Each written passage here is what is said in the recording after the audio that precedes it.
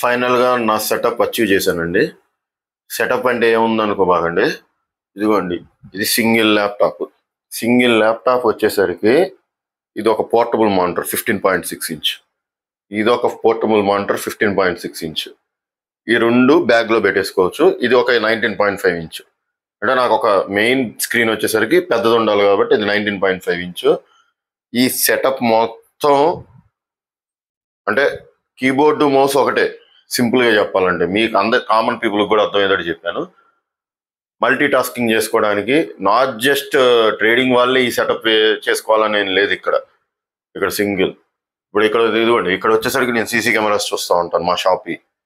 ఇక్కడ వచ్చేసరికి యూట్యూబ్లో ఏదైనా సినిమా కానీ ఏదన్నా అవసరం అయితే చూసుకోవడానికి, ఈ రెండిట్లో వచ్చేసరికి బిల్స్ ఎంటర్ చేసుకోవడానికి, ఆర్డర్స్ పెట్టుకోవడానికి, వీటన్నిటికీ ఏదన్నా నేర్చుకోవడానికి, తెలుసుకోవడానికి, లర్నింగ్ చేసుకోవడానికి వాటికి కూడా యూజ్ చేస్తుంటాను.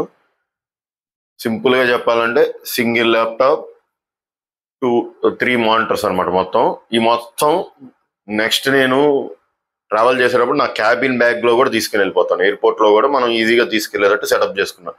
దీన్ని రీసెర్చ్ అంత ఈజీగా కావాలి, నాకు ఆల్మోస్ట్ 3-4 months పట్టింది ఈ సెటప్ బిల్డ్ చేయడానికి. ఒక 3-4 months అయింది. ఎన్నో ఏళ్ళ నుంచి చూస్తుంటే ప్రొడక్ట్స్ అన్ని ఇప్పుడు వచ్చినాయి. ఈ మధ్య పోర్టబుల్ మానిటర్స్, అది కూడా బ్రాండెడ్ అయి ఉండాలి. క్వాలిటీ అంటే మనకి బ్లూ లైట్ వస్తుంది.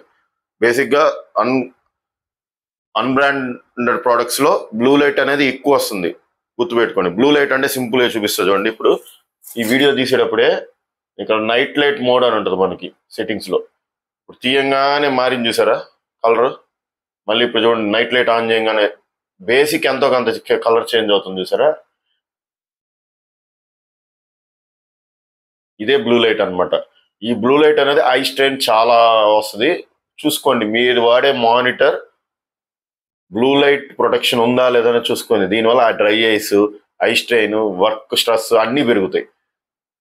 నాకు ఇది జస్ట్ ఈ మధ్య తెలిసింది. ఇంకా ఇన్ డెప్త్ ఈ మధ్య తెలిసింది. ఆల్మోస్ట్ నేను 8 మానిటర్లు తీసేసి మళ్ళీ కొత్తవి కొనుక్కున్నాను.